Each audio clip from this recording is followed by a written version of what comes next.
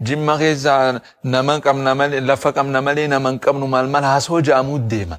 Maaliif ta'e kun jara kanaatu muslima naman dhagaan. Musliimoota dhukatti musliimoota abboota isaaniitu qaroomota dhukatti warra qarooma qabu. Mamlakatu jimma islaamiyya ja qarooma yookaan qaroomina musliimoota kan jimmaa jechuudha. Qaroominni musliimoota kan jimmaa biyya teenya keessatti bu'aan inni buuse guddaa.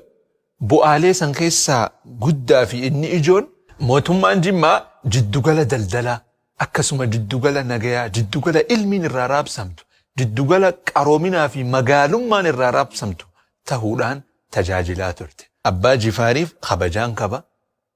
Saaxibul Jalaala Al-Malik Muhammad bin Daawud Al-Mulaqqab bi Abbaa Jifaar. Isaan kun namni hedduun Abbaa Jifaar wanni komatuun akkana Abbaa Jifaar bar Minilikiif gabbaranii turanii maal jechuudhaan yeroo komiin irra ka'u garra. Immoo isaan Minilikiif gabbaruun sun yeroo sanitti islaamummaan akka dagaayiduu fi islaamummaan akka dhabamiinsa jalaa najaa baatee eewaltu akka sababa ta'e tokko Abbaa Jifaar. Osoo yeroo sanitti Abbaan Jifaar gabbaruu baatee yookaan yeroo sanitti Abbaan Jifaar Minilikiif jizyaa yookaan gibira kafaluu baatee yeroo san musliimoonni walloo akkuma beektan Boorumeedaa kaawunsila Boorumeedaa irratti dhumanii turan gaafa Atsee Yohaannis. Gamanaan gizee deebinu musliimoonni Hararilleen dhumanii turan Calanqoo irratti jechuudha. Achi gizee deebinu musliimoonni hara Arsiitis dhumanii turan Battle of Azuulee irratti yookaan Aanulee irratti. Yeroo sanatti Abbaan Jifaar Minilikiif gabbaruun yookaan gibira kafaluun islaamummaan akka eewalamtu godhe. Muslimootaa fi sheekota hedduutu dhufee wallorraa dhufee jimmatti dheessuu ture islaamummaa isaatiin jechuudha. Tanaafuu nama hedduun harkaa yeroo Abbaa Jifaar akkana gabbaree inni bitamtuudha maal namni jiru. Namni Abbaa Jifaar bitamtuudha jechuudhaan komatu nauma lama. Yookaan inni nu hattuudha jibbaa muslimaa qaba yookaan immoo hubannoo seenaan qabu namni Abbaa Jifaar saniin komatu jechuudha.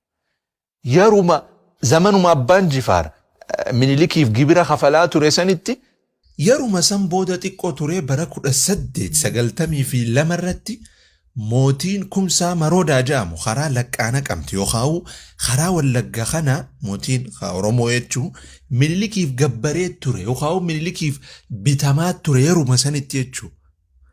Immoo takka eegasii maqallee jijjiirate maqaan isaa gara Habtamaariyaam Gabra Gizaabeer Maroodaa jijjiirame. Takkaan agarreen nama Kumsaa Maroodaa sababanni Minilikiif gabbaraa tureef nama Kumsaa Maroodaa komateen agarree warra poolitikaa Abbaa Jifaar komatu kana namoota muraasa jechuudha.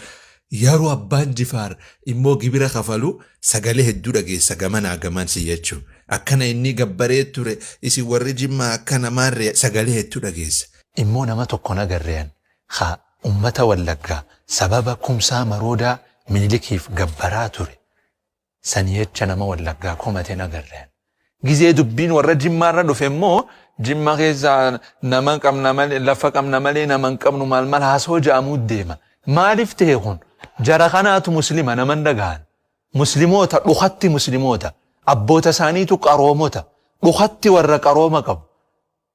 Hatta duriyyeen isaanii raddaatiin makiinaa nama salaata fardeessu karaa Jimmaa kanatti. Ummata kana maaliin gaddahuu qaban jechuun warri siyaasaa hundaan miti namoonni muraasni keezii gabbaraa tana kaasanii akkana abbaan keessan akkana ture maal jecha gabbaran. Nama biroo yeroo sanitti gabbaraa ture immoo huntuqan. Maaliifi kun muslimaa. Kana hogganjoo ummata birootiif jibbaa qabnaan miti. Namni laa ilaaha illallah amanu hundi obboleeyyan keenya.